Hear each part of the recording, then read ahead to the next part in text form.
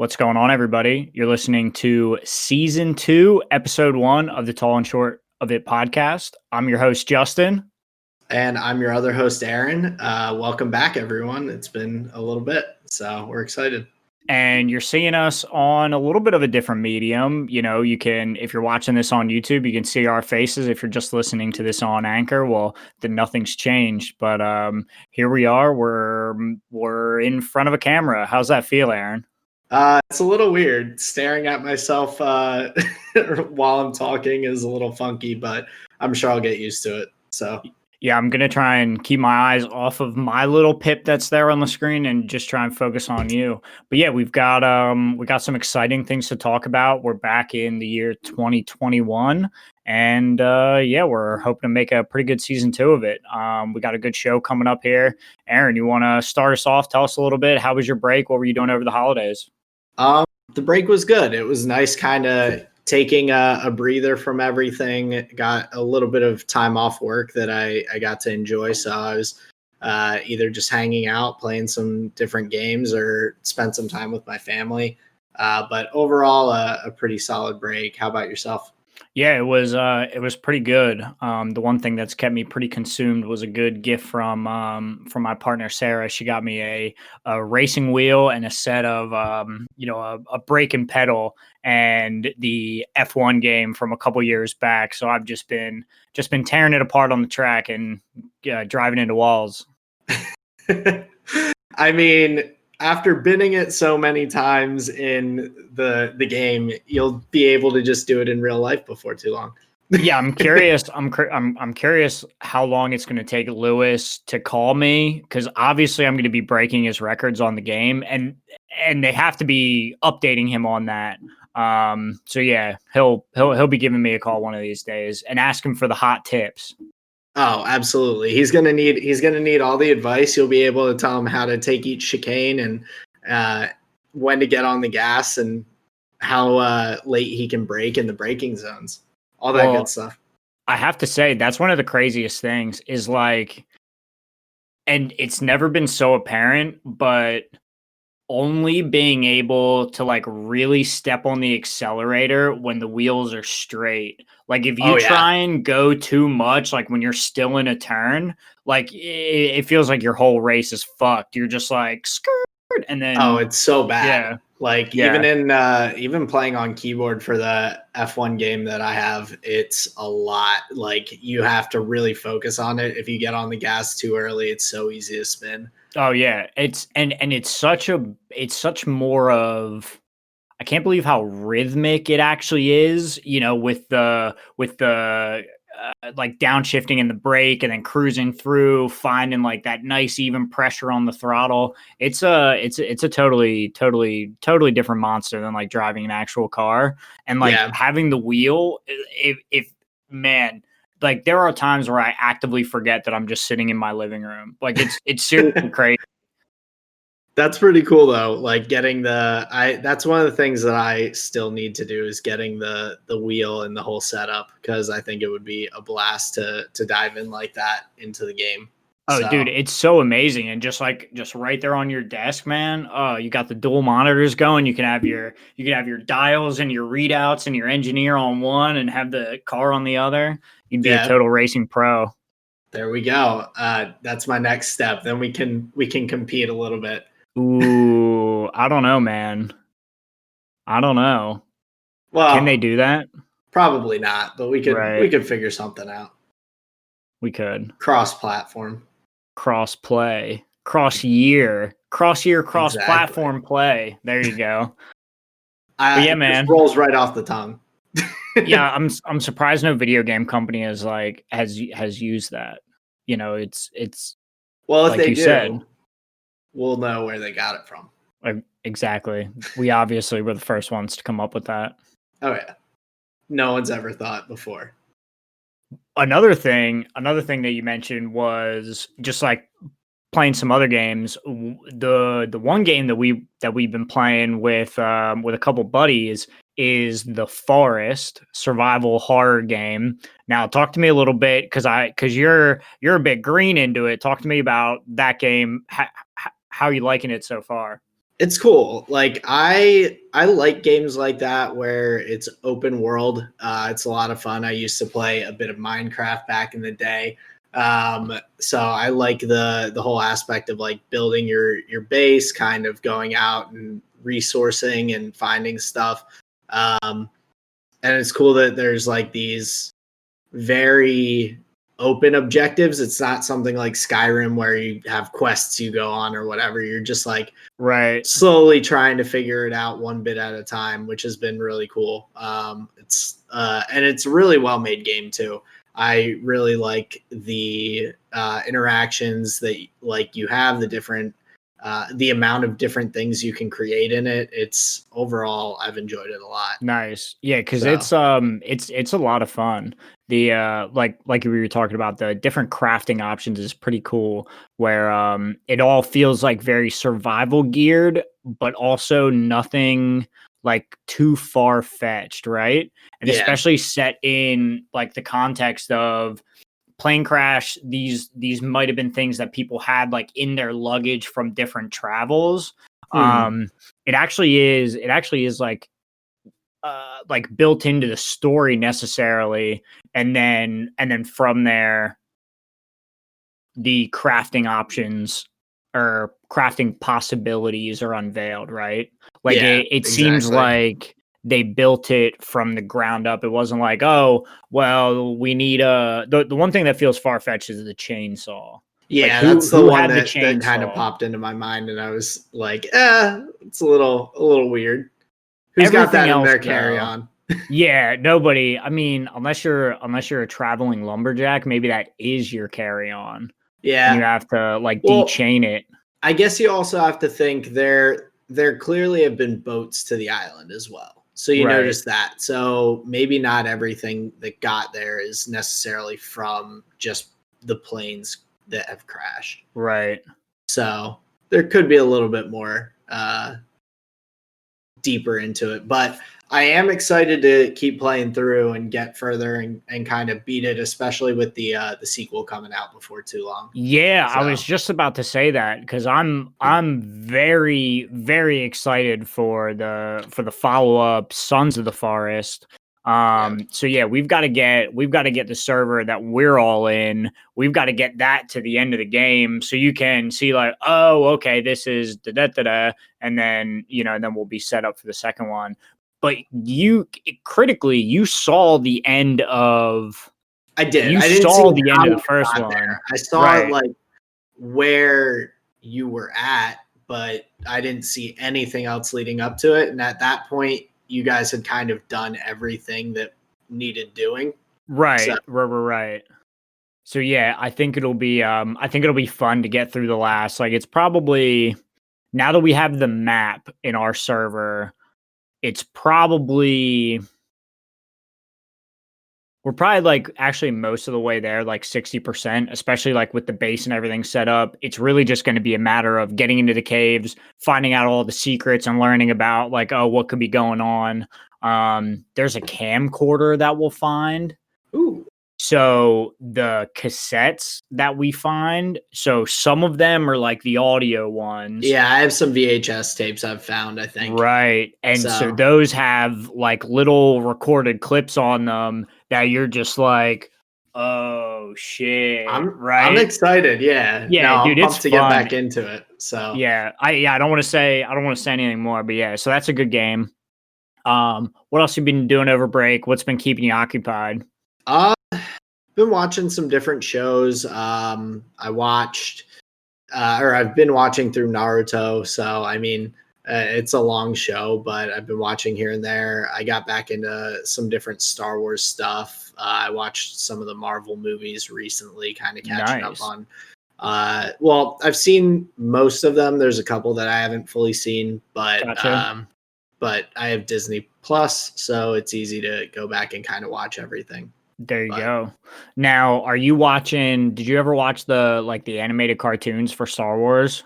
I did, yeah. Actually, Ah, okay. so I got my brother and sister in law to watch the Clone Wars cartoon, which is probably one of my favorite actual like pieces of the Star Wars universe. I really like all the different information and different knowledge that you kind of gain about the characters through that.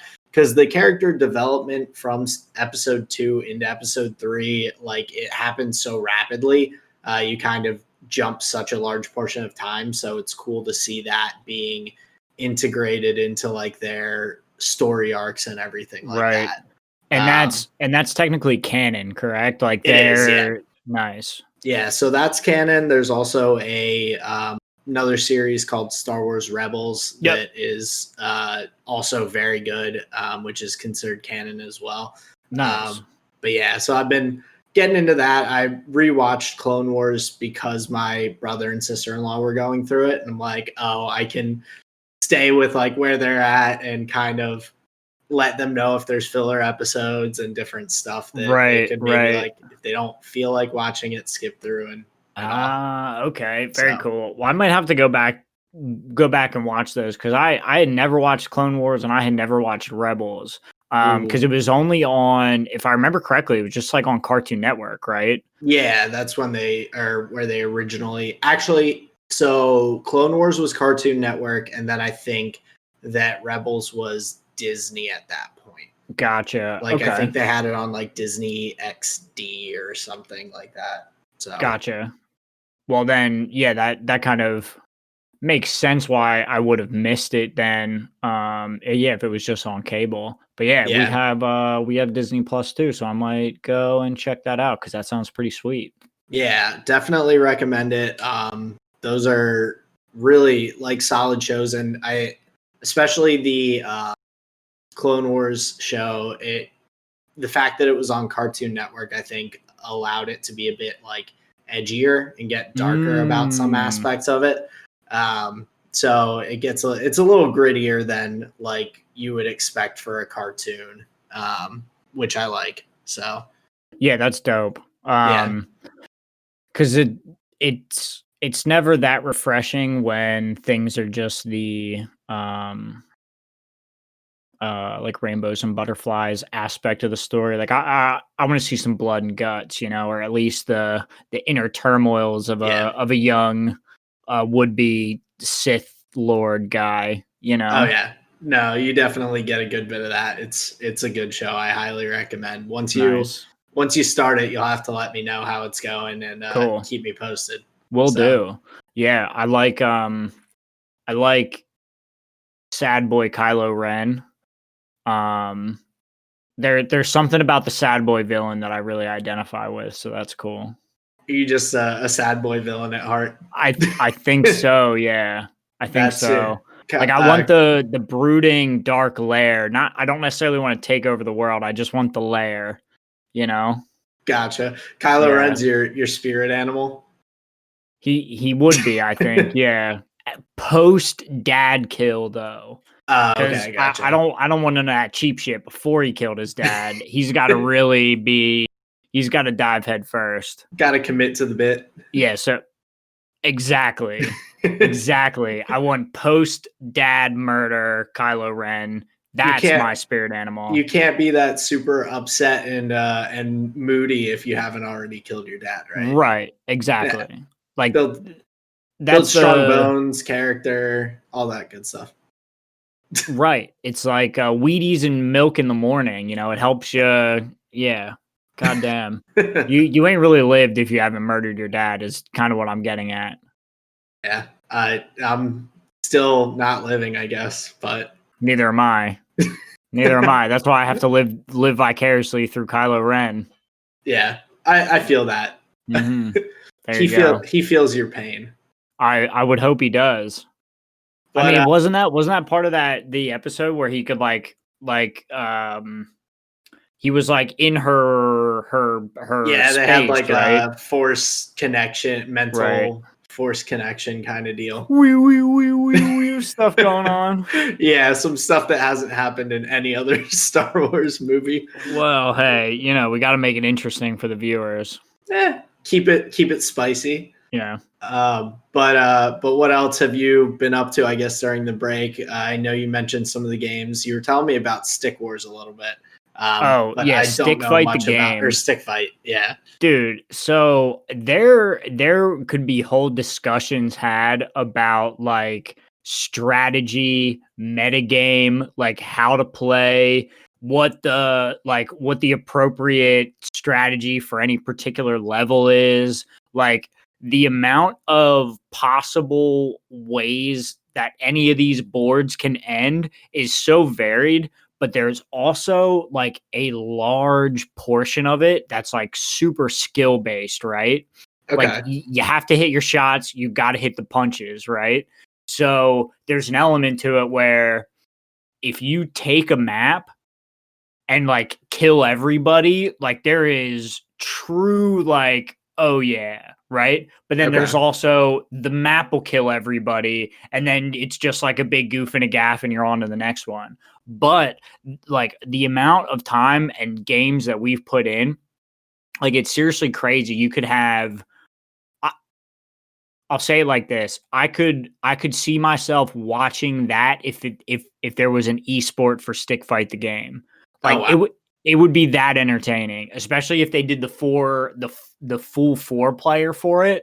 It has similar vibes to Smash, Okay, that's what I was but gonna ask because I don't know like much about it. Like you're talking about the different levels, and all I was picturing was the different like maps and levels on Smash. right. So But think of that, but like faster paced, right? okay, Where kills can happen pretty quickly and then you're on to the next board. And each board gotcha. has like there'll be like lava things or you're on just like a platform and a bunch of things are flying by as like guns are dropping, so you're trying to like stay alive, not get pulled off the map, right? And then also Okay. dodge, people shooting at you and whatever. So all the maps are different.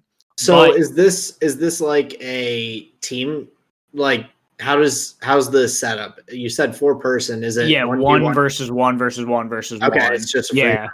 Okay. But what ends up happening are there's a couple of maps where you're like you're isolated with the other player, Okay. right? So normally everybody drops in equally, has kind of an equal opportunity for like to get to the top areas of the level to where like guns are going to drop to, right? Like usually that's the start of every round is everybody rushing to like the topmost section of a board, so then when the guns drop down. But yeah, Okay. there's yeah, it's one versus one versus one versus one is just the best way to say it. But yeah, it is so fast paced and so crazy, and we've had so many gaffes and goofs, man. It's just the funniest thing. Next time But you play it, you'll have to stream it through Discord. I'll check it out. we'll I want do, we'll to. I'm do, because curious. dude, like I said, and it's actually like it feels very competitive in the way that um like if you're just having fun, it works perfectly for that. But there's also the element of like if you're really getting into it and you see like scores are like very close, and it's fun. It's really fun. Cool. But yeah, so that's been a good one. But yeah, it's pretty much just that, and pretty much just that. I've been playing Metal Gear Solid 5, The Phantom Pain. Okay. That was a series I was a big fan of, so it's fun to get back to that. That's like a 10 out of 10 game, by the way. I've Pretty much never played. I don't think I've so played any of good. the Metal Gear games. The lore is deep. The lore is very deep in those games. A lot of like character stuff, a lot of story stuff. But overall, it's beautiful. It's a Hideo Kojima game, Okay. and just beautifully written. The characters are amazing. It looks phenomenal. But that's like a 5-year-old game at this point. But yeah, it's really fun. Have they made Um, newer games for the Metal Gear franchise? that's the most recent one. And then I think there's like Metal Gear. I think it was like Metal Gear Rising. I think is the name Metal Gear Rising. Oh, but that was oh yeah, okay. That was a hack and slash that was with a character from the universe, but it Gotcha. wasn't like Snake's story. So Okay. Snake is the main character in a couple of the games. But it wasn't Metal Gear Rising was very different than what the other ones have been. Those are more like the tag under the titles is usually tactical espionage action. So it's like a bit of sneaking around, want to go for a headshot, don't use all your ammo. If you shoot an unsilenced gun, everybody will point their guns at you and then you're kind of fucked. So you want to do things like kind of carefully. Kind of similar to like Hitman-y, Splinter Cell-y, those kind of games. Yeah. But yeah, Cool. it's all around good stuff. But the other thing I wanted to talk about was the just absurd amount of like new clients and like business that we've been getting. Like we are so busy at work, honestly. Like we're getting new clients every week. People are calling left and right. We're jam packed. I have clients coming out of my ears. Well, so what do you feel is like contributed to that and the boost of success? I think we're getting some really solid word of mouth recommendations. Because we're being sent people that have been like direct, like, oh yeah, this person sees you and they told me to come see you. We've had a couple people or just one client come from down the hall. There's a nutritionist office down the hall. And this lady, you know, she sees our signs. So she comes down the one day when she had an appointment. You know, we get to talking. She's like, yeah, you know, I want to get back into massage, yada, yada. So we get her in the schedule.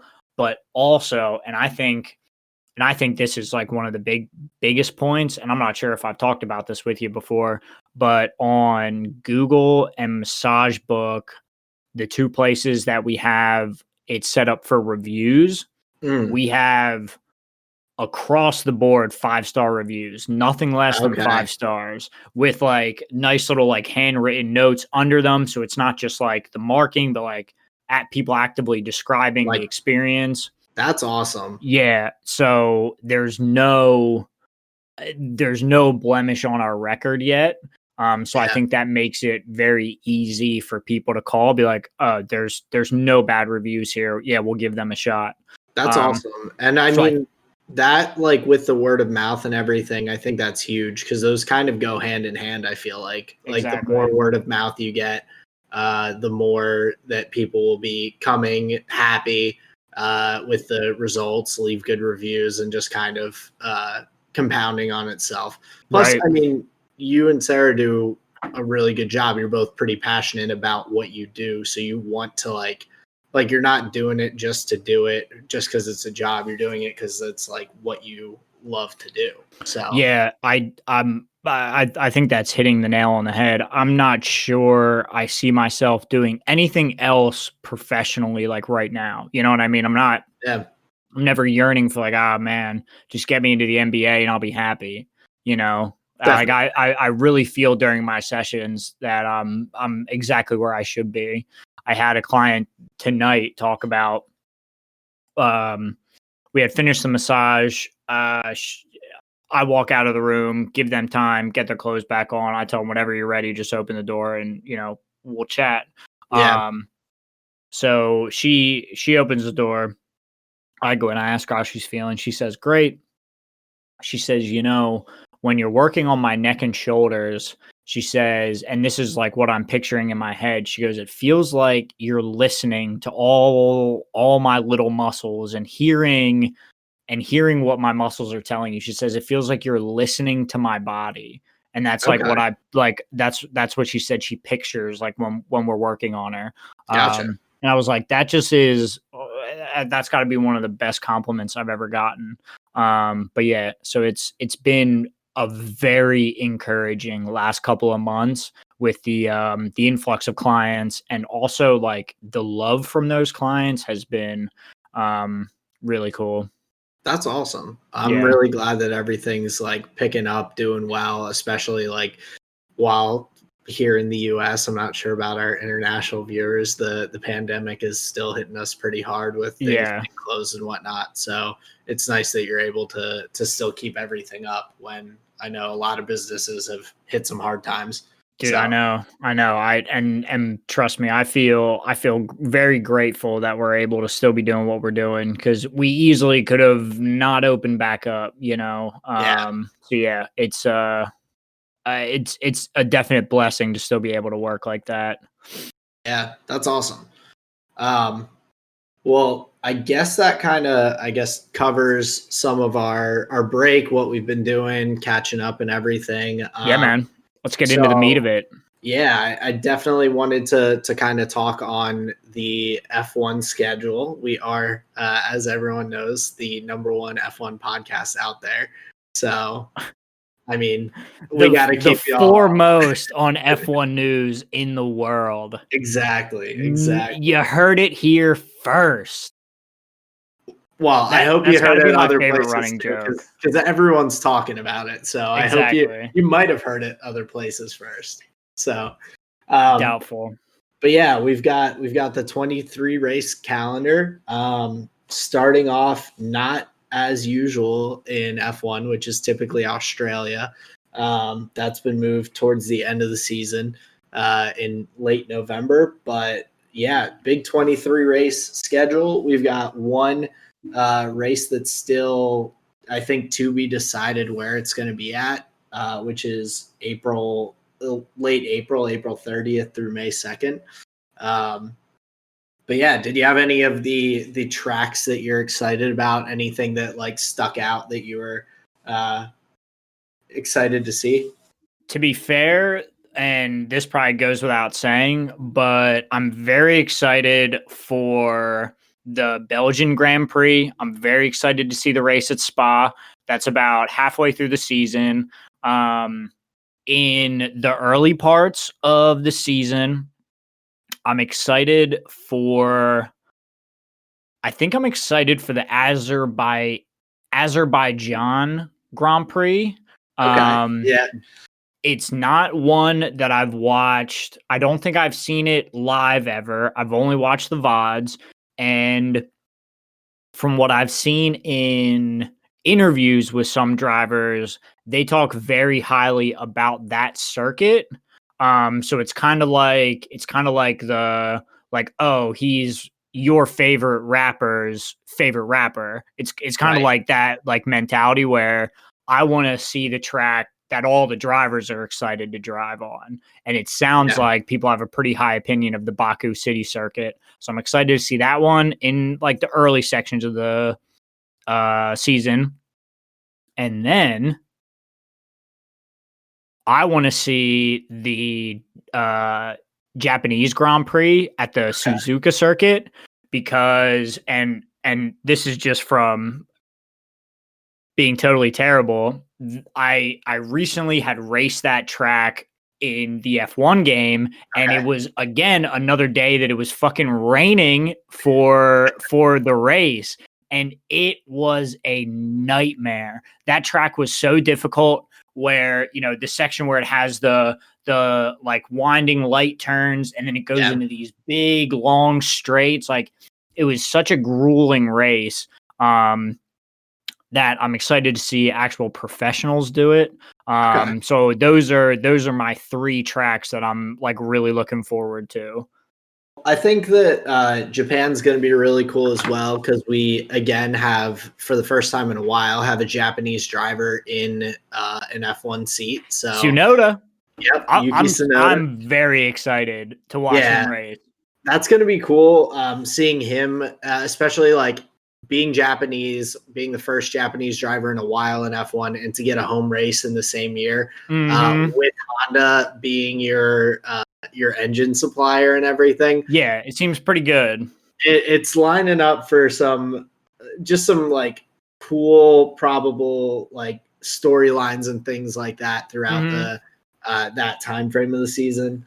I'm also excited for the US Grand Prix, which is not super exciting in most senses because it's kind of like set out there in the middle of nowhere, like not in the middle of nowhere, but it's not surrounded by these like super crazy views like some of the different tracks you have. Right. And then also most of the turns and things like that have basically just been taken from other tracks. like when it was built, they kind of designed certain sections of it after sections of other tracks around the world. Okay, You so you know, don't feel so it doesn't have how much us of an Amer identity. yeah, how us Americans do, we go and take things from other countries and make them our own, you know? Yeah, yeah. What's you know, It's the American rock and roll should have always been ours. That's what I say. way. You know. Um, but yeah, those are the two that I'm excited about. I mean, Spa, of course, is always an exciting one. I enjoy watching it, but I'm kind of interested to see how it goes with the 23 race schedule. It's like a long season, longer than they've had before. But it's also going to be, I think, a little bit less grueling this year than in 2020, just because there's not as many like back-to-back race weekends. It's a lot more spaced out. There's going to be a good bit of time between some of the races, like even Right. between the third race and the fourth race, you're looking at over a month in between those two races, which is going to be brutal once we get there. Having to wait 4 weeks for a race. Yeah. As a fan, you hate to see it. Yeah, As as relying on it for our content, you hate to see it, you know. But yeah, I think to your point, it will be less on the drivers and the orgs. Because as we know, the logistics of shipping all this stuff from country to country to country to country is not easy. So giving yeah, them any amount of time extra in between is, I'm sure, very welcome for them. yeah, absolutely. And I think it's just going to be a very different feel overall to the season. Like I think with so many young drivers coming up into this different teams and everything, along with yeah, kind of having this longer season and everything, it's going to be really interesting to see how everything goes, shakes out. And what is it? We're plus two races. Usually they're 21 or 20. I believe 21. I would have to Okay, double check. gotcha. So it's not like a crazy difference from the typical seasons that we've had previously, but I think especially for those drivers who are coming up from like F2 and everything, Hmm. it's going to be a lot to take in right off the bat. So Well, and who? That's kind of a great segue. Who are our? Do you call them rookies? Do you call them rookies in F1? Their rookie yeah, season. it's still be rookies. Yeah. So we Um, have Yuki Tsunoda racing for AlphaTauri Honda, yep. and then Fernando Alonso coming in for his rookie season as an F1 driver, racing for Alpine. Yep. That's a name that we haven't seen on the grid. True. Well, Very true. Nikita Mazepin. Nikita Mazepin, which still questionable if he should have a contract, but I concur, but that's neither here nor there. Not up to us. nope. Mick Schumacher. Which will be cool. I think seeing him in F1 and seeing how he kind of takes on starting in his dad's shadow a bit is going to be interesting. But he doesn't seem like someone who's really that intimidated by that. I think he wants to come out and make a name for himself. So it'll be cool to see how he does. And with I'm looking at the little picture here that they have on Wikipedia. His neck is so large. Ooh, Hopefully the other drivers can develop a neck like that, because he's not going to be affected by those G forces, man. He's going to be looking just solid. rock solid. Rock Yeah. solid. Him and who is the other guy? Latifi. Him and Latifi they've got some strong necks, man. Well, if we're just going to make fun of how these people look, have you ever looked at Esteban Ocon's legs? I've not. Dude, they're literal toothpicks under him. Like literal toothpicks. He has a regular torso and then toothpicks as legs. It is crazy how he That's has the awesome. strength to press the To pedals even down, dude.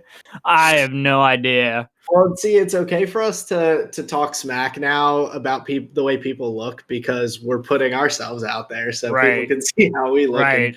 and we can get made fun of right back. So hey, I'm here for it because I want to be able to take it as much as I can dish it out, you know? oh, absolutely. Fuck yeah. But also Mick Schumacher looks like he's got some pretty fast hair. It is pretty fast, I would say. The little curly cue that he's got going on there right at the front Yeah, could be quick. I guess we'll see. It's gonna be Yeah, we'll see. Could make or break our hypothesis. But he's also driving for Haas, so we need somebody to come in that's totally bald and just blow everybody out of the water, and then our hypothesis will go to shit.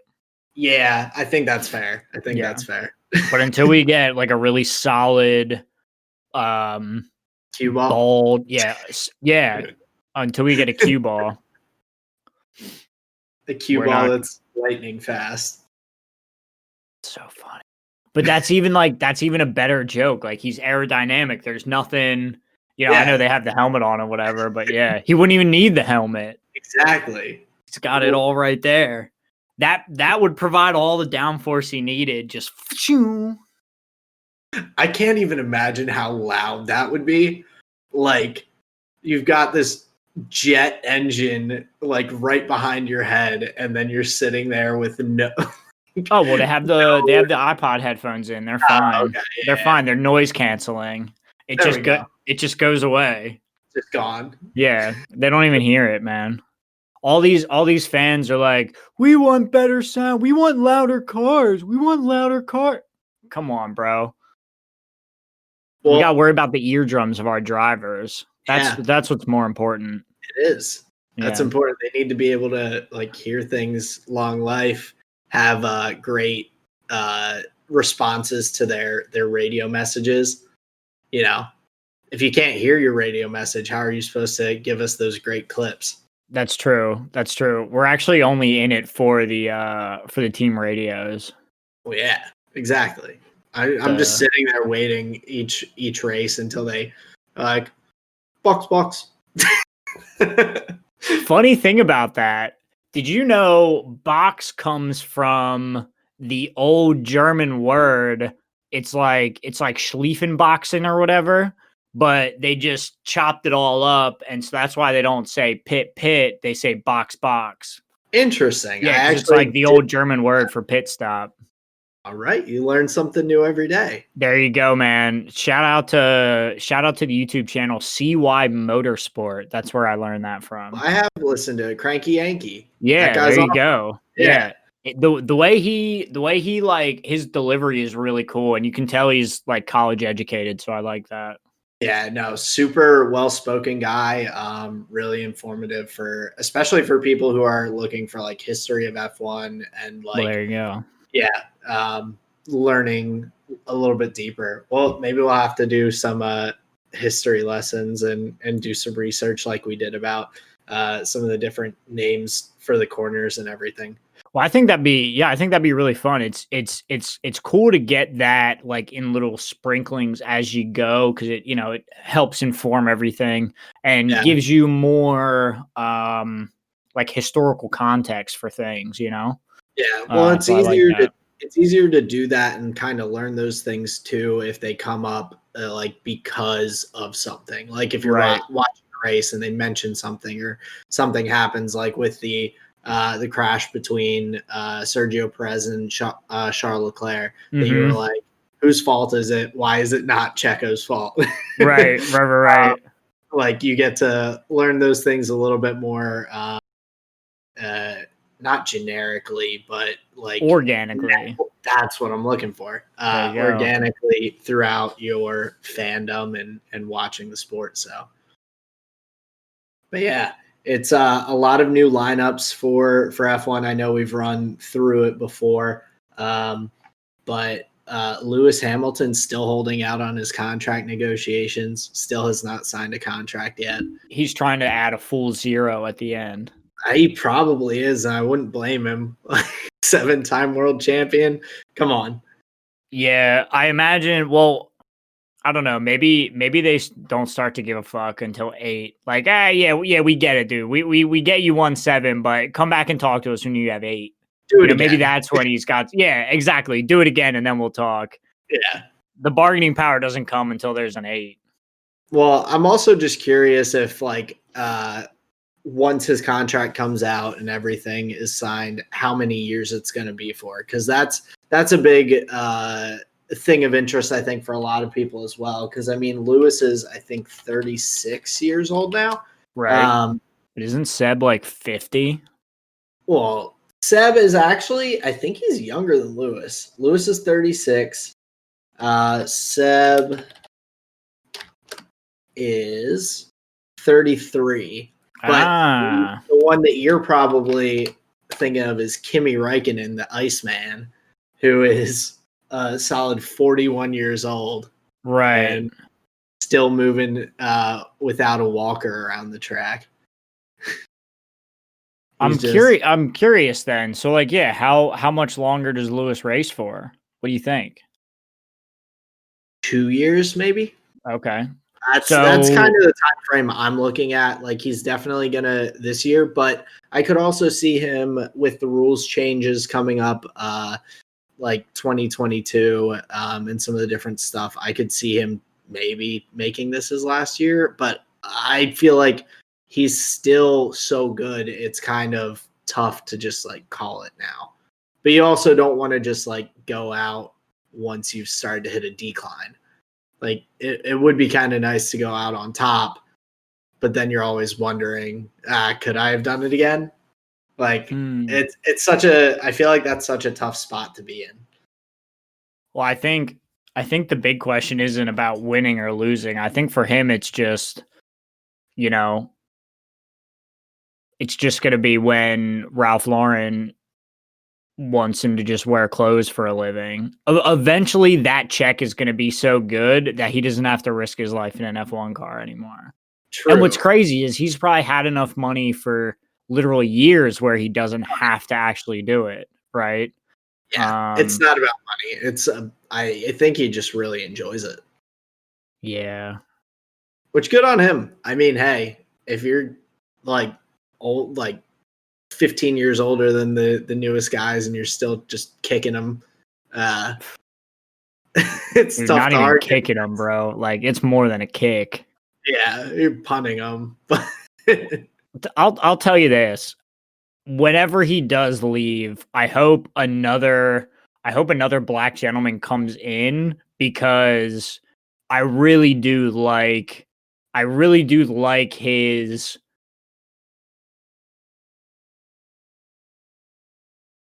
he is very much set apart from the other drivers just in that way, because he has a distinct like swagger about him that I don't think these other Eastern European gentlemen have, right? So I think if he leaves the grid, and this is what I'm getting at, I think a little bit of soul will be gone from F1 when he leaves, right?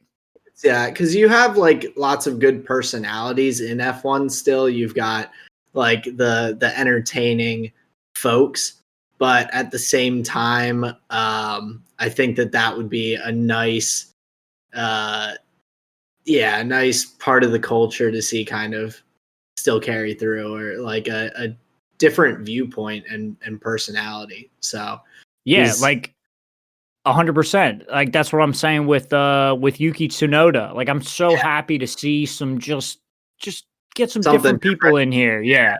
That's all. Yeah, no, it's definitely exciting to see. I think it's a cool thing about F1 that they are having some different personalities. It's not just a bunch of British guys driving around. Right. Well, and to be fair, like for an international sport, you would figure that some of the other nationalities would be represented a little more.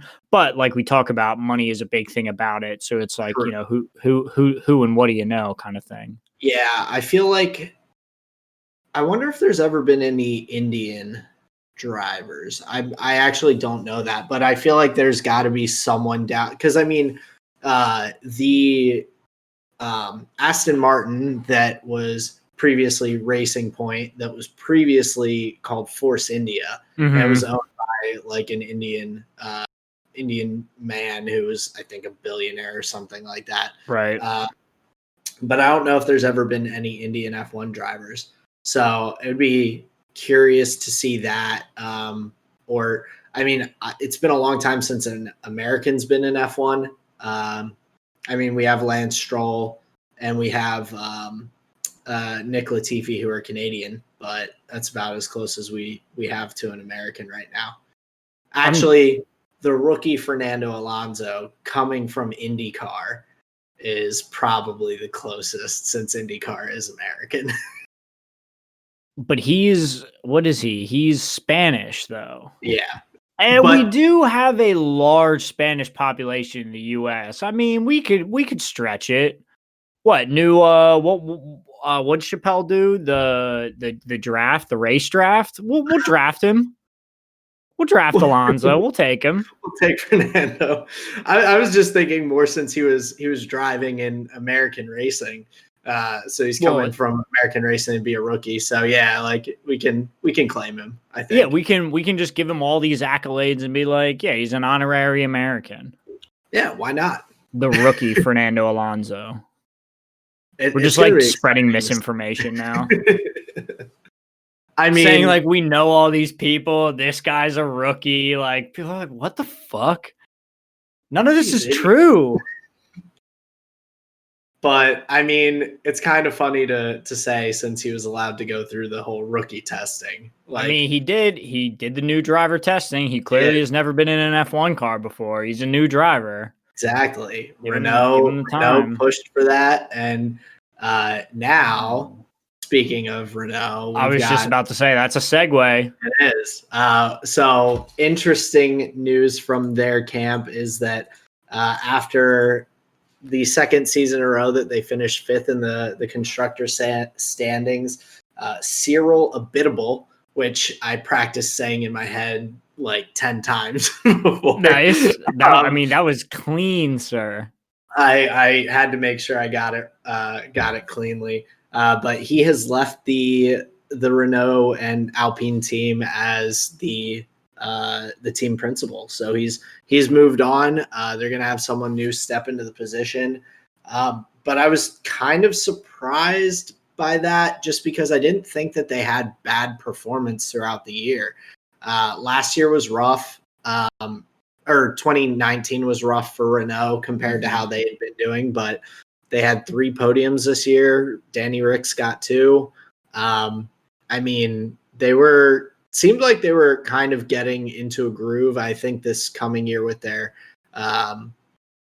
car and having a little more understanding of how it's working, I think they were going to be towards the top of that middle group there. So, well, how much do you think? Well, maybe that's why they booted him, or well, we don't know what happened, but speculation here, maybe he took heat for the Fernando Alonso thing, and they eventually boiled him out of the paddock. They were like, that's probably not what happened. But I don't know. I mean, I think the more likely thing in my mind is with Alpine kind of taking over in name, especially of the spot. I believe Alpine's CEO is taking over as the like Renault F1 CEO, or the CEO for the team. So it could have just been one of those things where, like, anytime companies merge, there's people who stay, people who go, and kind of all come together.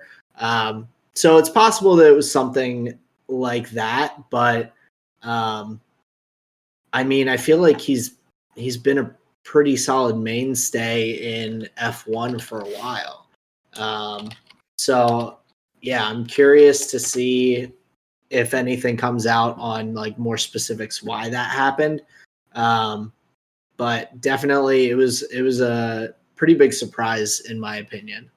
Yeah, I was surprised to see that as well. Because yeah, when I would think of Renault, I would think of him. But then again, that's all.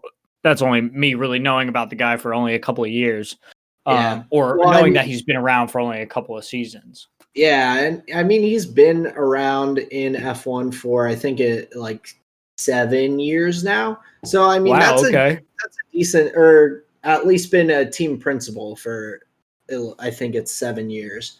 Um, six That's a years funny at number. 6 years at Renault, 1 year with Caterham Gotcha. F1 team. So even though it's not a crazy like amount as a team principal, it's kind of weird seeing people like that are higher ups leave, especially when like you and myself, they've been around like since we got into F1. Right. Right. Well, there may be a correlation between his 7 and Lewis Hamilton's 7. Maybe he's just gotten sick and tired of watching that motherfucker win. He's like, fuck it, this is the year I'm out. I can't Out. watch him do it again. If I'm gonna watch it, it's gonna be from my couch with a beer. Yeah. Not with this fucking pounding headache because it's my ass that gets yelled at, right? It's That's like fair. I just want to enjoy it. Yeah. Which honestly, I thinking about watching it on the couch with a beer, I thought about it for us, and I was like, man, since I watch most of the races live, like 9 a.m. might be a little early to get started with a beer. But I don't think so, sir. It's you can, Sunday. that's true. Sunday fun day, start early. Yeah, it's not like anybody's working on a Sunday. It's fine. They're working, we're not. Yeah, that's true. That's funny. Is like they only work on the weekends.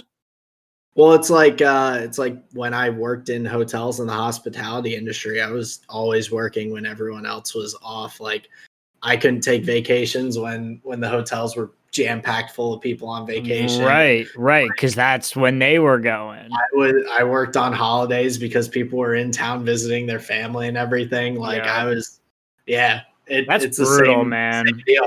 You sacrifice your happiness so they can feel like, oh, that little chocolate mint wasn't on your pillow. Oh, Well, fuck, I'm sorry. it's honestly pretty funny because the kind of guests that would come to the hotel like during the holidays were honestly some of the worst. Which is really funny to me because like you'd think, oh, it's the holidays, like everyone's in a good mood, and you're like, these people were like not happy to be traveling, not happy to be going to see their family. They were like just grumpy people, and they're also the same kind of people that were like, oh well, I've been coming here for the past like 5 years, and they only come that one time of year but still Right, expect everyone to know them. right. And I'd be like, well, like Joe over here comes and stays 4 nights a week every week, so like he gets special treatment, but just because you stay for 2 nights once a year, like you're that's not how this works. Damn, dude. What are you doing where you need the same hotel 4 nights a week? Well, since I worked in the DC area, lots of people on government contracts. So, Fuck, like, man. especially consulting is really big. So, Right. like, if they're coming in to help, like, a defense contractor with a project or something, like, it's not a permanent job. It could be a 1 year thing, could be a 2 year thing. Right.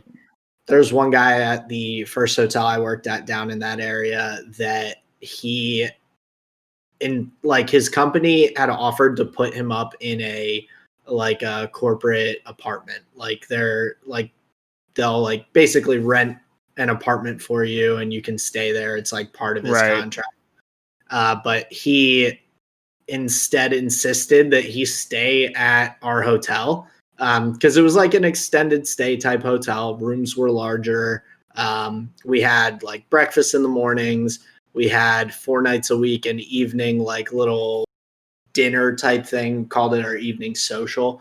So Mhm. like you could come down, free beer, free wine, like some different foods, salads, things like that. It wasn't Right. any, and he just was like, I don't want to have to cook for myself. I don't want to have to clean up after myself like I That's would in an not apartment. bad. It's like they're willing to pay for my hotel room every night, so I'm gonna stick with it. Yeah, that's actually not bad thinking. Yeah, and he was working for a big tech company down there on as his contract. But he had been staying there and like essentially living at the hotel for over 2 years. Like he would periodically like take vacations from work where he would go and like visit different places, and he'd come back to the hotel like it was his house. Damn. But never check out. Like he would just leave his room, like Right. everything there, and That's just like crazy. go bounce around. Yeah, it was wild. Crazy. I can't imagine that. Yeah, but those people were always some of the nicest people that I met because they were like very understanding. They're like, I stay in a hotel every night. There's going to be things that go wrong here and there, but they wouldn't be up in arms. If you're only staying in a hotel one night a year and something goes wrong, it's like right. You want it to be perfect. The only experience you have is a negative one, so you're like pissed off. So that's such a shame, man. It is. I feel bad for those people. It's an interesting life. I'm very kind of how you were saying you were very grateful that your business and everything has been able to keep going. I'm like very grateful that I not too long ago got out of the hospitality industry, or at least the hotel industry, especially before COVID hit. So I cannot complain about that on that front either. Yeah, dude, what do you think it would be like at a hotel with COVID? Well, I know like I have friends that work at the hotel that I used to work at, and the one girl, she was a banquet event manager. So she would like be working with clients. It was a big conference hotel, so there's always people like coming in for events and stuff. All canceled, everything for the whole year. So like she was laid off essentially, like furloughed, like had to go through the whole process of getting like just like going through getting unemployment and everything and all that. I remember she sent me a picture. She had been in an online queue for like the Maryland unemployment site, and she had been waiting in it for like 6 hours, and still it said your wait time is like 3.5 hours. Dude. Like she spent a work day just staring at a computer screen, like trying to get everything together for it, which is like just ridiculous.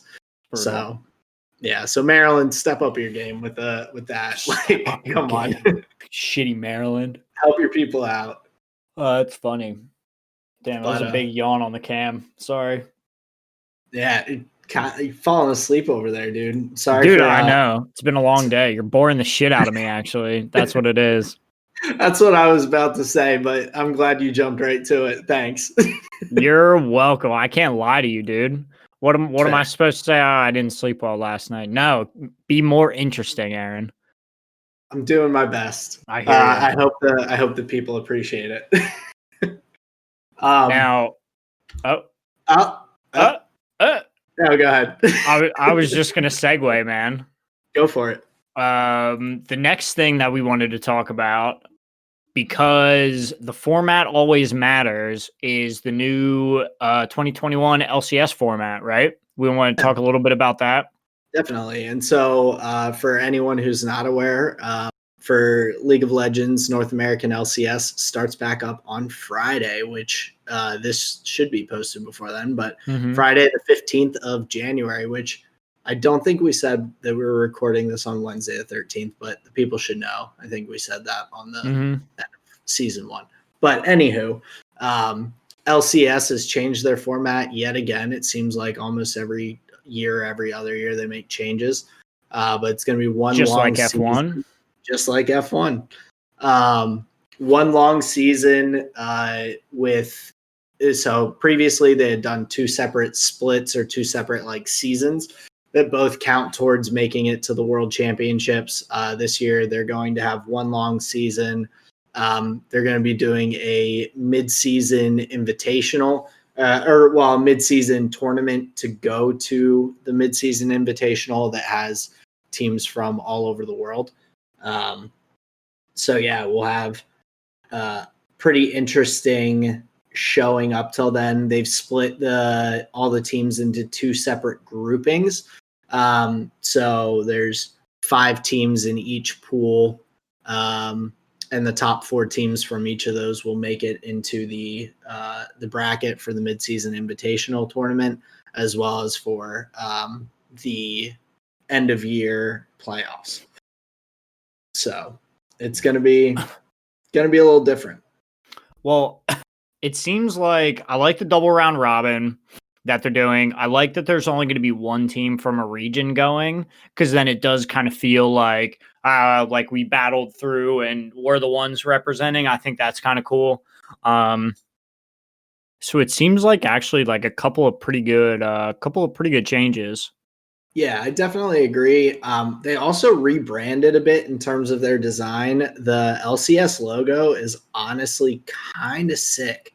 I think the LEC, or what used to be the European LCS, did their rebrand a couple years back, and this rebrand, I think they're hopefully going to look to spice up some of the stuff they do on the broadcast, add some more intrigue to it, which I'm excited about, because I felt like the LEC for a long time had much better like on air different segments and things like that they would do. Yeah. Even though the talent, I would say, is pretty equal in terms of like entertainment value. They did a much better job like designing different segments and stories and things that they wanted to do on screen, which always made it a little bit more fun. Come on, are you talking shit on this or that? That's the best segment ever, man. This or that. One or the other. What are you gonna pick? Is it this? Is it that? Sometimes there's the other. Yeah, but that's when it's like TSM, or TSM, and it's just like a dumb, like, oh, there was no third choice, actually. Exactly. Yeah. That's what we all aspire to, for production value, creativity. Just one way or the other. Yep, just this or that. Yeah. Yeah, And even the show too, I look up to those guys as creative influences. absolutely. And just how they do it, how they carry themselves on camera. I'm all about it.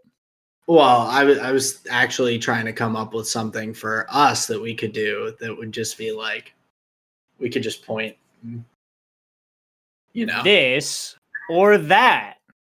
Well, or like they do in the YouTube videos where it's like, hey, just click here, and like the little pop-up thing, it's like subscribe, right? well, It's like, and click the link up here. and that's honestly a good segue, because for all the people out there, since this is on YouTube now, we're looking forward to hopefully you guys subscribing to see the video format of the pod. You can see where we're pointing. Yeah, we can do a lot of different stuff with video that we weren't able to do before. So maybe we'll get to do some more bonus episodes and whatnot, that we have some interesting different stuff that we can try and figure out. Maybe watch some more Marbula 1 where you can actually see what we're watching. That would be crazy. You never know how you do, get like a picture-in-picture thing, and hell yeah, there you go. And that way, when we're doing commentary, everyone can be following along. We're not just talking over, hopefully you watching the video at home. Right, well. but knowing that nobody has clicked away and they're just like, they're just listening to us make commentary for a few minutes. So yeah, this would be a different way to do it. But yeah, so please subscribe. We're looking forward to having more people join us on our episodes. So join the Tall and Short of It community. Yep, and as it were. And you can always still find us on Twitter at Tall and Short of the number 1. So you can find us there, or anchor.fm at /Tall and Short of It. So both of those will be showing up on the YouTube video as well, so you'll be able to see them. But that was my little segue. So nice. Well, here to what you were saying, I love the well, I don't know what I love about it, but it's okay. I'm getting better at thinking of more creative things to say in a tweet and understanding that I don't just have to like post the link and some hashtags. You know, I'm getting a little creative with it. I've seen. I like it. I like There when we you go. stuff out. Also, we've gotten a couple of likes on those tweets that weren't from me. So definitely appreciate that. So Hell yeah. listening, we've seen those likes on the tweets when we're talking about coming back with season 2 when we've put out new episodes. So happy to have people supporting us. Yeah, for real. Thank you guys very much for listening to the Tall and Short of It podcast. But we're not done yet. So yeah, no, that was just the mid-roll ad for ourselves. We don't have a sponsor yet, so we're just gonna sponsor ourselves and do an ad for our own show. As we should. Well, it's like, dude, do you remember? This is totally like nothing we've ever talked about. Do you remember on the Disney Channel how it was like its own little bubble? There was no commercials for anything else. It was all just like the next movie or the next show. It was maybe all cereal here there. Maybe, but it would have been like with like a Disney branded thing. It would have been like your Kellogg's with like Zach and Cody on the box or whatever. Like, find the Kim Possible toy inside the cereal box. Exactly. Like it was they only would put ads, and they had their own actors and actresses like star in the ads. Like you could tell they just created this little like it was the first child echo chamber. It was like there were no other channels. It's like, dude, but what a way to do it. Hey, I mean, it makes me think of like, that's kind of how I see Apple. And this is no shade at like Apple products, because I think fuck you. I think that they do a pretty good job with the stuff they put out. But like, once you own Apple products, like everyone just like keeps buying Apple products. Like they're like, oh well, I got the iPod like back, the original iPod back in like 2010 or whatever, whenever it came back out it came out. They're like, and since it has iMessage for my laptop for college, I had to get a Mac so I can iMessage through my computer and not be on my phone. And then like, well, I need AirPods. Like, why would I get Beats? Why would I get like? I need the AirPods. They're that Apple white color. Like, why would I get it? And it just seems like it's one of those things where all of their stuff like ties together in this like secret little hidden space that they're like, this is your Apple safe space. Like you have it all here. Well, that's the thing. It's like brand loyalty combined with like that. If there's one thing Apple does is they have a beautiful aesthetic, right? Like the minimalist, like not a lot of buttons, very sleek lines, cool metal. Well, I'm about it. For a while at least was like a fashion brand almost. Right. Ooh, talk about it. That's a point, dude. Yeah.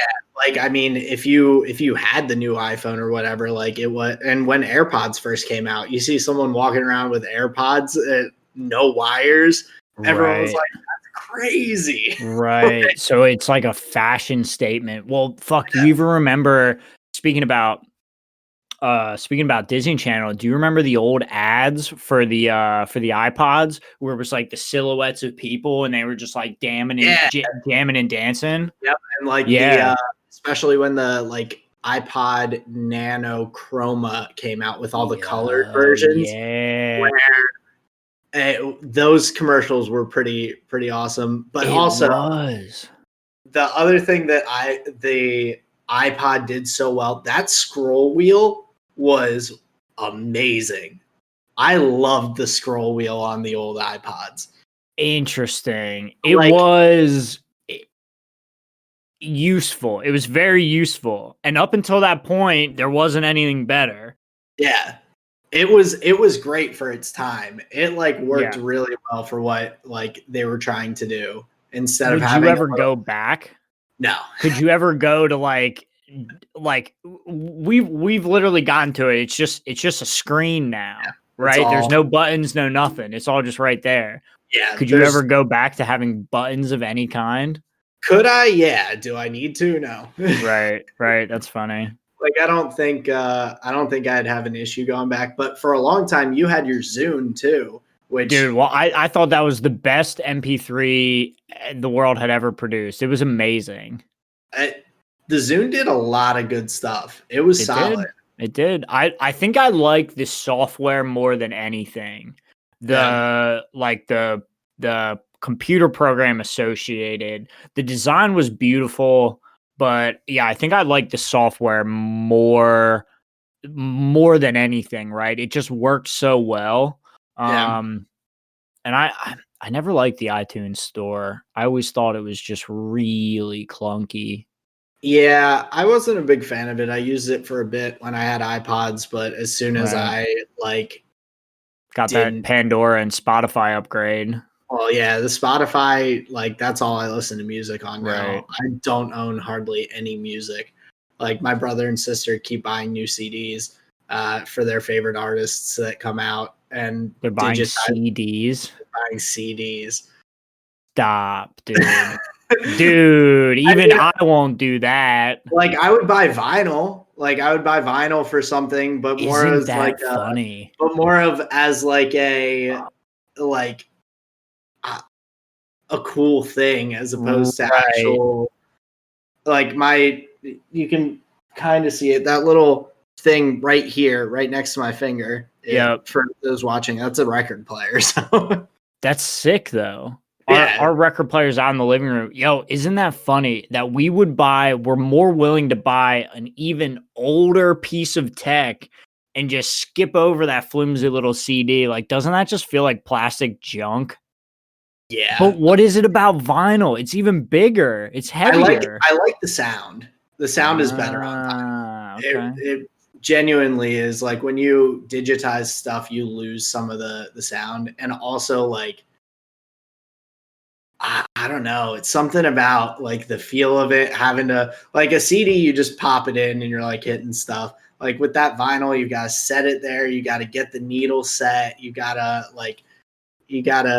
get it just right to start and everything. I don't know. So for you, it's about the intention of it. It's like it's a more you're more present in the act of listening to the music, and you like that. Oh yeah, like if Yeah. I'm it's not like when I'm driving to and from work or whatever, I just throw Spotify music on. Like if I'm Right. and also like you're just listening through to albums straight through. Like you're not That's skipping true. around, shuffling music, whatnot. You get Like a real feel for like the project. yeah, you set it down and just let it roll. It's I don't know. There's something cool about vinyl. I also agree. like going to old. I like going to like thrift shops and pawn shops and stuff like that when Digging in the crates. oh, absolutely. Like There you go. pre-pandemic, like so fun to go and hit up those spots. Like I found one in like North Philly area that had a lot of like old records. It was kind of a little hole in the wall place. Right. They had anything and everything from those old like little janky white computer mouses that you would have gotten with like Windows 95 with the big thick balls under them. Yep. Yes, dude. They had all sorts of stuff like that. They were selling DVDs, records. Like That's so it was also good. a trophy shop. Like I got me and my friend's fantasy football trophy engraved there. Oh, That's why sick. I found it in the first place. Right. But it had all this stuff, and I was like, I'm just gonna wander around and check everything out. So, Yeah. Nice. That's awesome. yeah. But I think that's those are some of the things I like about vinyl. It's cool. Yeah. I mean, I definitely agree, but there's got to be a stand-up bit somewhere in like we're willing to buy the older, bigger, heavier thing Oh yeah. and skip over like our CDs were very prevalent all through growing up for me, right? I mean, think about like when your favorite artist released a new album. What'd you do? I was on top of it. You were at the shopping mall at FYE. Mom, take me to the mall. I'm going to FYE Bro, for your entertainment. Parental advisory stickers. And digging through or searching to find the spot where they have that brand new CD sitting there. Dude, it was always on, like, they always had, like, the wall in the display, like, hot 10 new albums. You could get, like, your Nelly Furtado, your fucking, who else was, like, your Lil Jon album. Oh, yeah. Hell yeah, dude. And they had the big cardboard cutouts of your favorite band, like, right at the front to, like, draw you in, but then the new music was towards the back, so you had to walk past everything first. By the poster thing. Look at all that, all, like, the lewd fucking posters, right? You got all that. Yep. We're just so funny. Taking a step back in time. Fucking, I'm so wet. I'm covered in nostalgia, dude. Get me a towel. Jesus. Lots of cool memories like that. Like, funny. I couldn't even tell you the last time I was in a mall. Okay. I've probably told you this story before. This is probably my mom's favorite story to tell about, like, her parenting skills. Okay. So Mom, if you're listening, here you go. So she tells a story about when my sister was 10 years old. The Eminem Show album came out in 2000. My sister was 10 years old. And at the same time, my mom had a friend from work with a 10-year-old. And they were talking about, like, birthday gifts, right? And this friend of my mom says, like, yeah, little Timmy is super excited. He's 10 years old. We got him the new Veggie-tales DVD. Right? And she was super proud. She was like, oh, he fucking loves the Veggie-tales. That tomato motherfucker. We eat him up, right? And my mom's like, well, hopefully not actually. That would be pretty brutal for the child. That would be a violent DVD, whatever that one was. But yo, my mom looks at her and is like, oh, you got him Veggie-tales, right? And she's thinking about the gift in her bag that is the Eminem Show album with a parental advisory sticker on it that she was for a girl the same age, bro. Yeah. The parenting philosophy was wildly different. And not only that, so I would have been 8 in 2000, right? Yeah. Guess who was listening to that fucking CD? I can tell you it wasn't my sister. Son, I was poisoned for life. And I really do believe it was that album that, like, set me on the path of enjoying hip hop music. I really do. But that's awesome. Just the juxtaposition of, like, Veggie-tales and Eminem was just hilarious. Like, for kids the same age. That's just, like, think about that. Unimaginably different. Dude. Dude. Oh, he loves Veggie-tales. My mom's like, I basically bought 50 fucks. I bought 50 F words for my daughter. Yo, it was so good. Just indefinite F words for how many times you're listening to that and going through. Yeah. Oh, man. Amazing. And yeah, so to this day, that's that's a funny story from my mom that I'll never forget. That's hilarious. I love it. Craig's doing some crazy stuff. We still have Gjark in here. He's still recording live, so we can keep it rolling. Yeah, I just wanted to turn on streamer mode on Discord real quick because I mistakenly did not do that. And so I heard the badoop. Gotcha. Oh, no worries. So, not a big deal. But yeah, no, that's so funny. Honestly, well, and I credit you for me getting into hip hop music because I really didn't listen to much music in general that wasn't religious music up into, like, high school. I can't believe that. Like, where did we start? Because it was we were playing. It was my freshman year of college because we started playing League together. Right. It was when I, like, started getting back into League. I hadn't played in, like, maybe a year or so. And how did it I was think? Ian? Something about, didn't you know somebody in the frats? Yeah. Because it was Ian, Raul, Colin, Yep. or And I guess Colin got it later. yeah. Well, and I ended up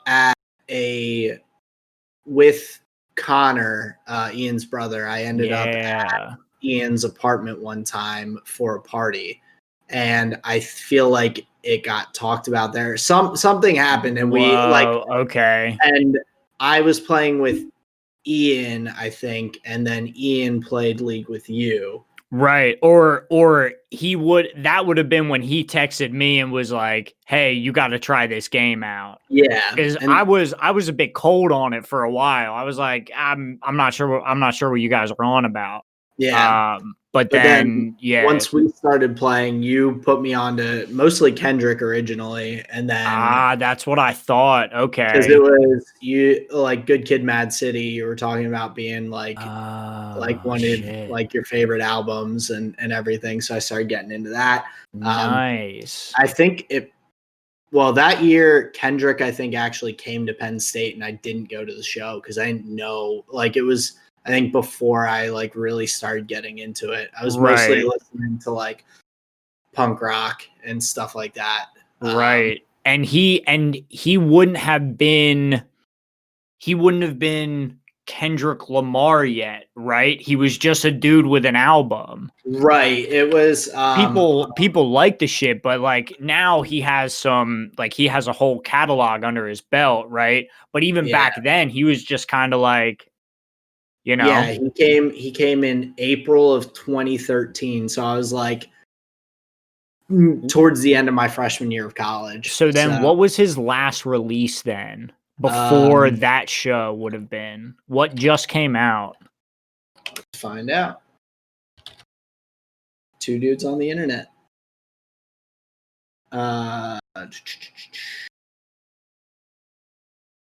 Discography. So Section 80 was 2011. So that was the Good Kid, Mad City World Tour, because that was 2013. Whoa. Okay. Yeah, so Good Kid, Mad City. I'm just gonna double check. Interesting. Okay, so then it dropped October of 2012. Okay. So then the tour like started like end of 2012, beginning 2013. And then and that corresponded with the first season or season 2 of League of Legends, right? That would have been a little bit later. So that was season 3? Season 3, yeah. Wait, no, I don't know. 2013 would have been season 3 because this was the 10th year of League, 2020. So it started in 2010. Okay. Because I'll tell you, the earliest memories that I have of League of Legends I believe I Am Katowice with Froggen, CLG versus Moscow 5. Do you remember that Kog'Maw and Nivea game? It went like 60 minutes with the wall off of like Alex Stitch's Rise, and then they did the thing. Like, that's my earliest memory. Okay, that was season 2. Yeah, that's 2011. So you were into League a little bit earlier than you were thinking. We didn't start playing together though until. Gotcha. Okay, right. That's where I was getting messed up on. But I was like, I could have swear I was paying attention from the start. Yeah, pretty much. I didn't see the Fnatic tournament, but season 2 Worlds was when I started watching. And that was when Taipei Assassins won with that Dr. Mundo, Oriana, that whole thing, right? Yeah. Exactly. Yeah. Shit. And we're back. We took that all the way from League of Legends to all those other things and then back. Quite a U-turn, but yeah, we made it. We did it. We popped another U-turn and got right back to it. That's so funny. Holy shit. Like, League has actually been going on for a long time. Crazy. I mean, they're like, it as an esport, I think the timing of it was really good when it originally came out, because StarCraft had kind of paved the way a little bit for like there actually being such a thing as esports. Oh yeah.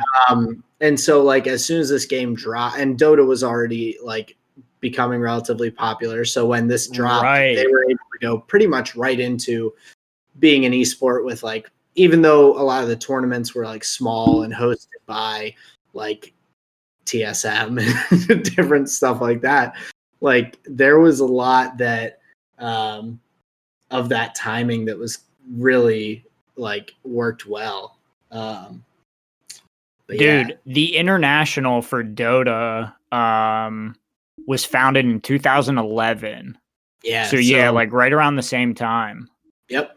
Fuck, dude. I remember, bro, and this is just like a total retrospective, but I remember having conversations with my mother about what's going on. I'm talking about my mom a whole lot. I remember having conversations with my mother about like, yo, these kids are being paid to play this video game. Yeah. I was like, Mom, these kids are like traveling. Like, Mom, these young kids are. And it's even crazier because up until even, I think like 2 or 3 years ago, like a couple of like Fox and Friends in the Morning or like different like Good Morning America or whatever had like people from the LCS come on, like Jat or like Steve from Team Liquid come on, and they were like, you may think that people who play video games for a living are nerds living in their mom's basement. Listen to this next segment about how that's maybe not true. It's like, dude, they milked it so much behind. Like, dude, well, that's what was crazy is like these kids, like Faker had already put his like stamp on the international like league world, and you're right, these like local just like New York motherfuckers are like, ho, look at these nerds, right? And it's like, you may think that someone who plays video games hasn't taken a shower in 2 weeks. Check out this very handsome man, dude. You're right. It was total garbage. And yeah, we would have conversations, and she would always point me like, oh, you know, I saw this thing and this thing. And it's like, it's getting traction. Like, I really loved watching it become this like mainstream thing. And now, dude, everybody's a Twitch streamer. It's literally like the most popular thing in the world. Yeah, like my cousin Twitch streams. She like was streaming earlier. I checked it out for a little bit while I was taking breaks at work. Like I've started streaming somewhat here and there. Like I'm trying to get a little more into it. I added some stuff to my computer to hopefully help with like improving quality and whatnot. Right. So like it's fun. Like it's not. I'm super awkward at it because I have like one person watching and I don't know if it's actually a person or if it's just like me or one of my friends who like threw it on my phone. But yeah, it's crazy. Like that's such a common thing nowadays. Literally everyone can stream. People stream on Twitch, YouTube, Facebook gaming. Like, yeah. Well, and now like think about it, like George Stephanopoulos, the same kind of journalist who would have run one of those stories. Do you think my man has a Twitch stream? He's on there on the Just Chatting channel talking about weather. He's definitely, he doesn't have his own stream. He probably subs to a lot of streamers though. That's funny. Dude, he's I'm a Cutie Pie's #1 fan. You never know, man. You never know. People come up with crazy names for their Twitch. God damn. Dude, I just think of like, fuck. I just think of like, yeah, it used to be, and I just remember like the IEM venues. It was like maybe 100 seats out in the audience. They had one stage, and that was like the big event, you know. And yeah. Well, and a lot of the different events and stuff they would have like that would be, yeah, they'd be at like these IEMs. They'd be at these like, or just at it's not IEM in Boston. What's the Boston like big No, not E3. It's like a video game or something. PAX. PAX East. Yeah, PAX East. When they would have those events, sometimes like they would have tournaments and stuff like that at those. And it was like a whole thing that they would have because they didn't have like a standard like league like LCS or whatever. Right. Pop-up tournaments all over the place. Well, that was actually interesting about it.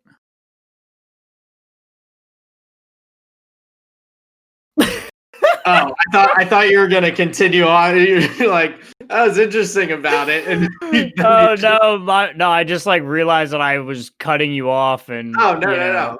Oh, that's so funny. A little bit of dead air there. Yeah, it's fine. But no, that was an interesting element of it in the fact that it was like you couldn't guarantee that you were going to see these players like week in, week out.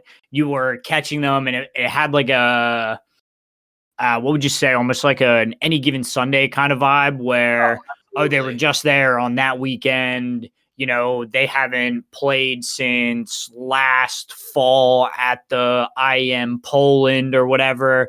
Right. So there was the stories were a little more interesting because you had just like smaller data sets, right? Well, you would have like international, it was more frequent international competition. It was just random like tournaments that you would have where you're seeing teams from all around the world play and not just playing in the same regions like they have now. And not only that, but they had some teams that were more like almost an amateur level that would come up like challenger kind of like they had a wider like range in terms of like team skill and stuff like that too.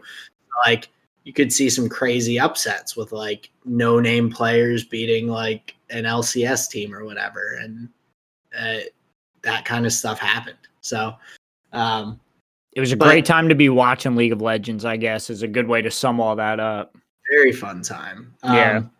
So yeah, like this year now, I guess, kind of getting back to wrap with the LCS talk, with LCS coming back on Friday, being Friday, Saturday, and Sunday every week. It'll be fun, kind of keeping up with that. I've got some learning to do with the new changes they made for the season and items and everything. So yeah, that's going to be a big thing, is learning the items. Yeah, it'll take a little bit of time, but I have full faith in us to catch on. Well, what about the one thing I didn't notice? Are they still doing best of ones, or are they adding best of three? Best of ones. Yep. So yeah.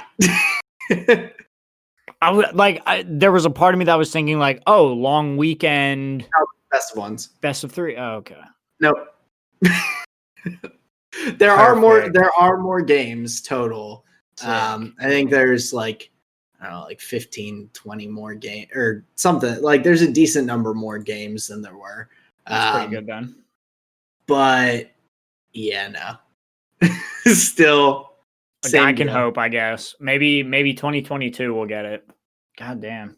Hopefully. But yeah, so we'll be coming to you guys with some recaps, I guess, of what's going on, standings, how some of the teams look. I'm excited. That's something that I'll be able to like dive back into a bit and watch some of the games, especially now that Doublelift and Bjerg and some of these long-standing players that we had talked about previously leaving.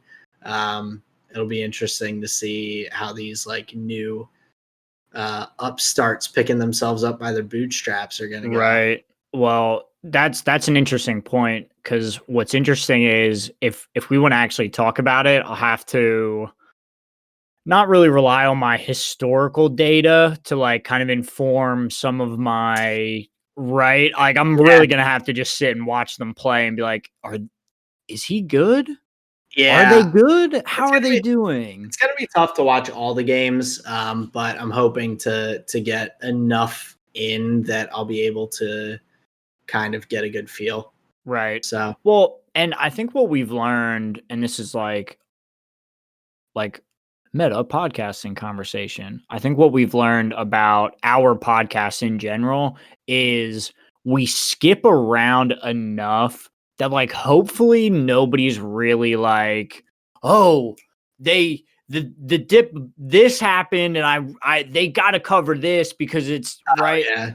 I can't imagine anybody is like really looking for that, Golden Guardians versus Dignitas deep dive on the top lane matchup and what the I doubt anybody's expecting that from us. So No, I think and there's plenty of places that you can go for that kind of content as well. So right.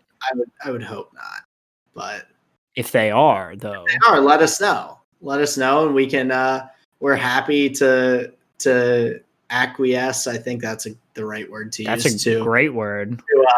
To what you guys are looking to see. It definitely helps us inform what we're going to be talking about. So right. Not opposed to doing that.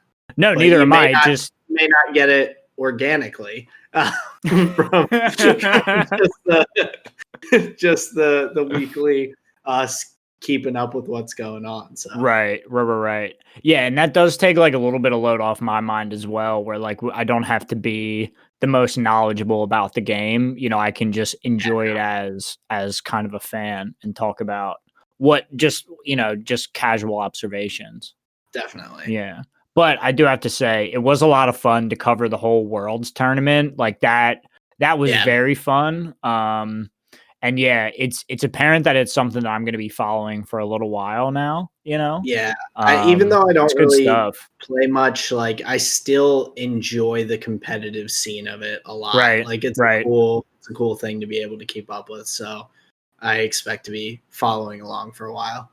And this kind of goes back to what we were talking about. We threw like a whole bunch of games and we were talking about all sorts of crazy stuff. I think that's an underrated bit of like maybe a little bit of a gift that's come out of not playing League too much anymore is I'm finding this whole swath of games and ways to enjoy this medium, right? Like being on the computer, right? There's so many games that I found that I absolutely fell in love with. Well, like I never go ahead. Developers and stuff too that are putting out really good quality games that you never would have like if you're just skimming the surface of like stuff out there, you might not find it. Right. So. Like you could play CS:GO, Fortnite, and League of Legends, and the gameplay is great enough. I understand why it keeps people coming back, but I'm just so happy that I was able to step away and find all these other great games. Like I think of Don't Starve, I think of like Risk of Rain, Deep Rock Galactic, and they're all games like we found with friends, and so we never lost the element of like the camaraderie that comes with being able to like play online with your friends and stuff. Because to be fair, I think that it tends to be what I enjoyed most. Oh yeah, it's just being in a 5-man. Yeah. The banter is hilarious. That's what we're there for. So yeah, I'm glad that we were able to explore a bunch of different games.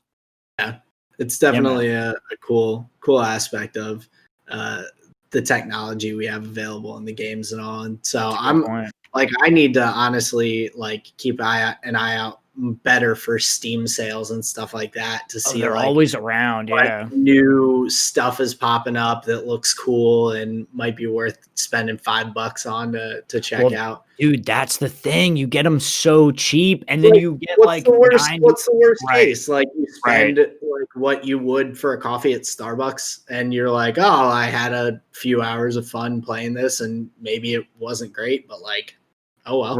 Right. Yeah, it's so worth a try, and I think that's what's so amazing about the online marketplaces now is you can get these like supposedly like massive games for so cheap because in reality like it's just the files, you know what I mean? You're not paying for this thing that comes with its own smoothie maker that like it's just crazy. Very cool. But I know you had wanted to dig in. I don't want us to get too caught up, but you wanted to dig in and talk about the Magic the Gathering a little bit. Yeah. Okay. So just like a bit of an update. And honestly, we're kind of getting close to time, so we can call it then. But yeah, just a little update about the Commander 9 League. So we've had some change ups. So the one player that we had in the group, Grant, he's no longer with us. He didn't Hasn't die. been. No, he didn't die. It was just more of like a play group thing. The I think where we were at for the games just wasn't necessarily always agreed upon. Um, so So he you he got a group opted. that you'll work a little bit better with long Right. term. Right, exactly. However, what that does mean is that we've been able to bring Brett in to play with us on the and maybe once we get some games, I'll put out an updated spreadsheet. Cool. But Brett has been and will be joining us for the games. Now, the last 2 weeks, we've been able to get some games in. Now, they weren't competitive games. They weren't anything. Well, Ian was playing his decks from his 9, but that's because those are the only ones he has. But other than that, we've been playing rather casually. I've just been playing some decks that I've thrown together with like extra cards that I have. So we're kind of like dipping our toe back into the water, remembering what it feels like to play some paper Magic.